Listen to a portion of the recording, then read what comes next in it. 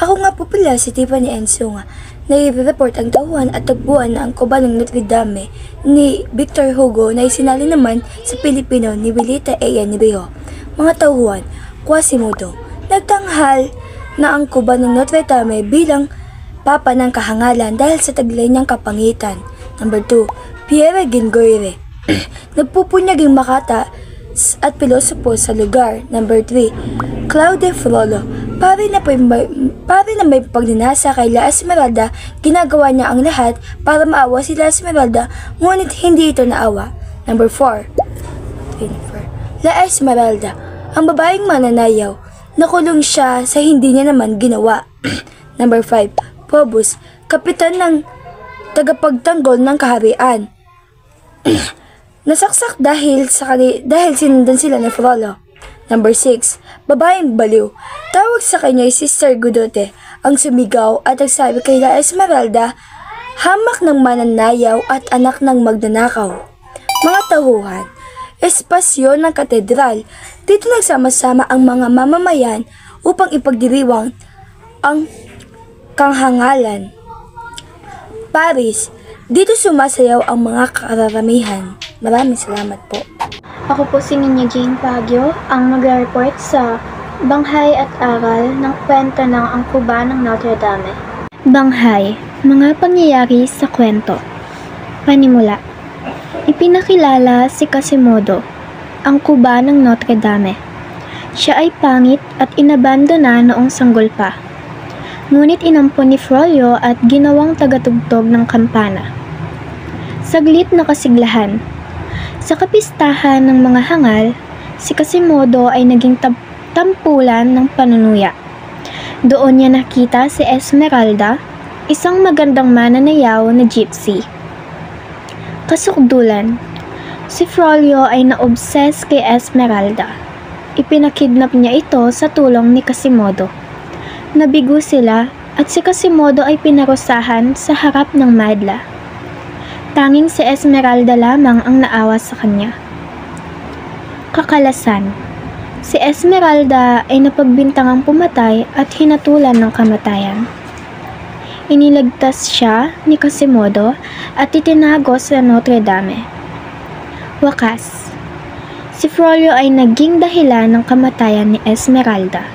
Sa galit at lungkot, itinulak siya ni Quasimodo mula sa tore. Sa huli, namatay si Quasimodo sa tabi ni Esmeralda. Aral o mensahe ng kwento. Ang tunay na kagandahan ay nasa puso, hindi sa panlabas na anyo. Ang obsesyon at selos ay maaaring magdala ng kapahamakan. Ang wagas na pag-ibig ay handang magsakripisyo kahit hindi masuklian.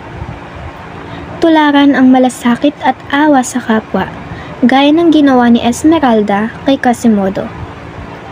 Hindi lahat ng nasa kapangyarihan ay tama.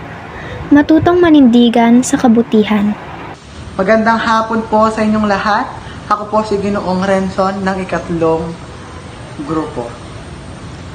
Alam mo na ba, ang panandaang pandiskurso ay mga salita o parirala lamang na ginamit upang magpakita ng maayos na pagkakasunod-sunod ng mga pangyayari o linawin ang daloy ng mga ideya sa loob ng isang diskurso. Karaniwan, ito ay kinakatawan ng mga pag-ugnay o pangatnig. Narito mga halimbawa ng panandang pandiskurso.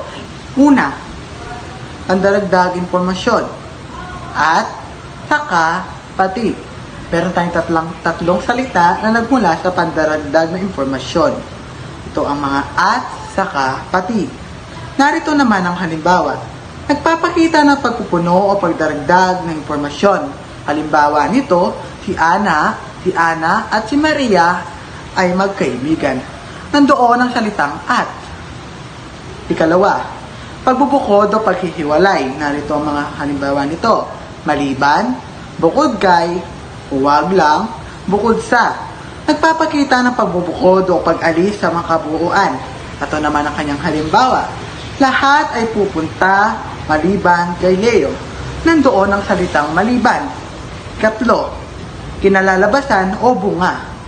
Tuloy, bunga nito, Kaya naman, nagpapakita ng resulta o bunga ng pangyayari. Halimbawa, umuulan kaya hindi natuloy ang lakad.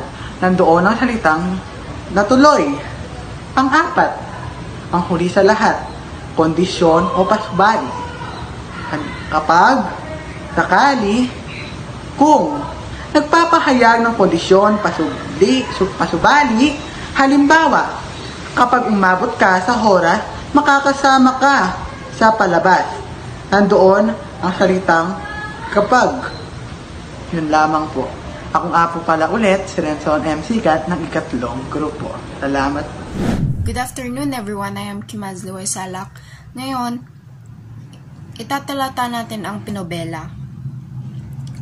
Ang nobela ay isang masining na anyo ng panitikan na nasa anyong prosa. Ito ay isang mahabang salaysayin na karaniwang binubuo ng maraming kabanata. Kadalasan, ito ay umiikot sa isang pangunahing banghay o kwento na may kaugnayan sa iba't ibang mga pangyayaring makatawag pansin. Isa sa mga pangunahing layunin ng nobela ay ang magsalaysay ng karanasan ng mga tauhan, maghatid ng aral, at makapag-aliw sa mga mambabasa. Ang isang mahusay na nobela ay may kumpletong balangkas, malinaw ang takbo ng kwento, at may mga tauhang makatotohanan ang kilos at damdamin. Ang mga tauhan dito ay hindi lamang basta-basta gumagalaw sa utos ng may akda, kundi sila ay may sariling kalooban at kakayahang magbago ayon sa mga pangyayaring kanilang nararanasan. Ako po si Josh Mintrix C. G. Santos at itutuloy ko po ang report about sa nobela. Ang banghay o balangkas ng nobela ay inilalahad sa pamamagitan ng mga tauhan at dialogo. Dito umuusbong ang sunod-sunod na pangyayaring kapanapanabik. Sa isang mahusay na pagkakabalangkas ng nobela, may tatlong mahalagang layunin ang laging naroroon. Una ay ang paglilibang, nakakaaliw o nakatutuwang basahin. Pangalawa ay ang pag-aaral, may kaalaman o aral na magpupulot. Pangatlo naman ay ang pagbibigay ng inspirasyon, makapagbabago ng pananaw sa buhay. Mga dapat tandaan sa pagsulat ng nobela. Sa isang mahusay na nobela, ang mga tauhan ay kumikilos ng kusa, hindi lang pinapaikot ng may akda. Sila ay lumuluha, natutuwa, tumatanggi, nagtitiis at gumagawa ng mga bagay ayon sa kanilang personalidad. Kaya naman, ang mga tauhan ay tila buhay na buhay sa isipan ng mga mambabasa. Pangalawa ay ang nobela ay dapat masaklaw ang simula ng kwento.